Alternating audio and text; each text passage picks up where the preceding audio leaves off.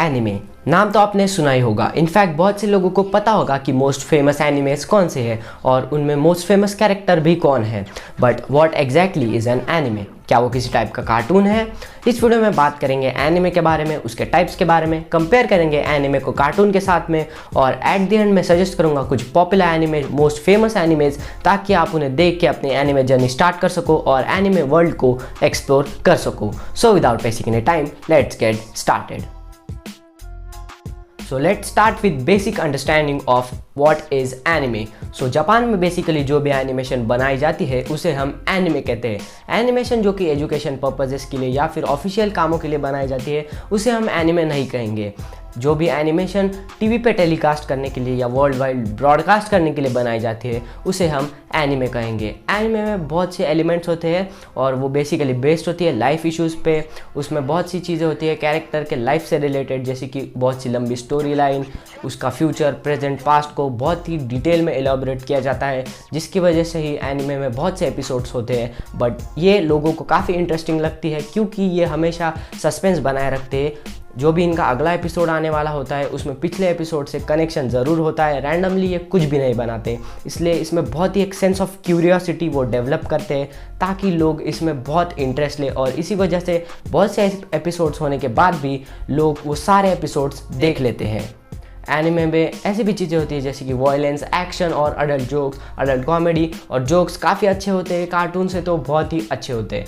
सो ये कार्टून से किस तरह लगे हम वीडियो में आगे बात करने ही वाले हैं, बट उससे पहले let's understand the manga anime relation. So manga क्या है? सो मांगा एक बेसिकली जापानीज कॉमिक बुक्स का अलग नाम है। तो देखो, जब भी टेक्नोलॉजी नहीं थी तो पूरे वर्ल्ड में ऐसी चीज़ें चलती थी जैसे कॉमिक बुक्स, एंटरटेनमेंट के अलग अलग सोर्सेस हुआ करते थे क्योंकि टेक्नोलॉजी तब इतनी डेवलप नहीं थी। तो जापान में मांगा हुआ करती थी जो कि लोग पढ़ के अपने आप को एंटरटेन करते थे, और वो एनिमे की ही स्क्रिप्ट थी, यानी उसी में एनिमे था, बस वो था एक कॉमिक बुक के फॉर्मेट में। तो जैसे जैसे टेक्नोलॉजी आगे बढ़ी, लोगों ने सोचा कि क्यों ना हम इन चीज़ों को एनिमेट करके टेलीकास्ट कर दें, तो उन्होंने वही किया। तो मांगा और एनिमे का रिलेशन कुछ इस तरह है कि अगर एनिमे एक मूवी है तो मांगा उसकी स्क्रिप्ट हो गई।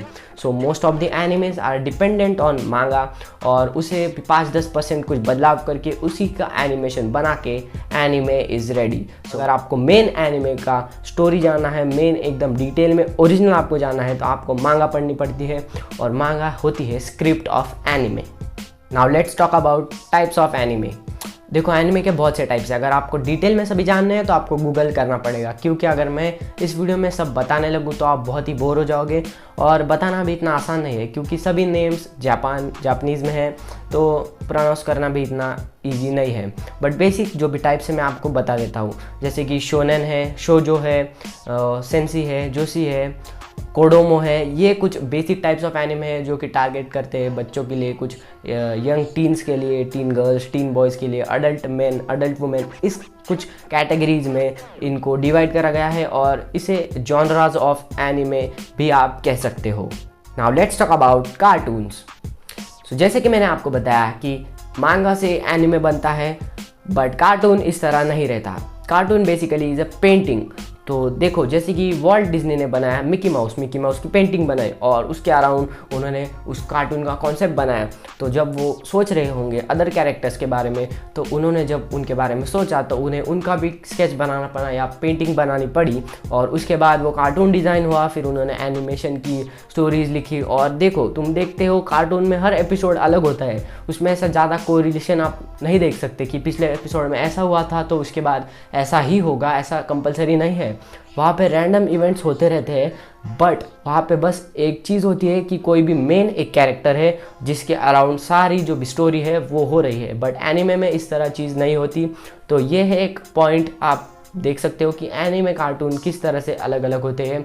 दूसरा पॉइंट कि देखो, एनिमे की एक प्रॉपर स्क्रिप्ट होती है, इंस्टेंट कार्टून की कोई ऐसी स्क्रिप्ट नहीं होती। उसका हर एपिसोड रैंडम होता है और उसका स्ट्रक्चर भी काफ़ी अलग होता है।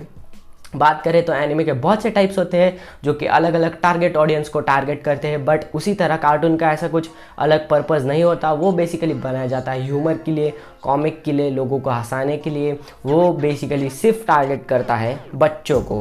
वैसा एनिमे का नहीं होता, क्योंकि इसकी अलग अलग टारगेट ऑडियंस होती है, बच्चे हो बड़े हो, इसमें आपको सभी कैटेगरीज मिल जाती है। और यहाँ पे आपको हर चीज़ मिल जाती है, जैसे कि साइंटिफिक अप्रोच या फिर एक्शन या फिर बहुत सी चीज़ें आपको देखने को मिलेंगी। बट कार्टून में बेसिकली ह्यूमर और कॉमिक ऐसी चीज़ें होती है। जैसे कि आप देख सकते हो, अगर कार्टून में कोई भी मर जाता है तो वो इजीली मतलब मरता ही नहीं है वैसे कोई भी, बट अगर मर भी गया तो ऐसे वापस आ जाता है। बट एनीमे में थोड़ा रियलिस्टिक दिखाया जाता है। सो ये आपको डिफरेंसेस मैंने दे दिए कार्टून वर्सेस एनिमे के। Now let's talk about some myths. यहाँ पे बहुत से लोग अभी सोच रहे होंगे कि TV shows like Shinchan, Doraemon या फिर निंजा हथौड़ी कह लो, तो क्या ये कार्टून है या ये एनिमे? लोग कंफ्यूज होंगे।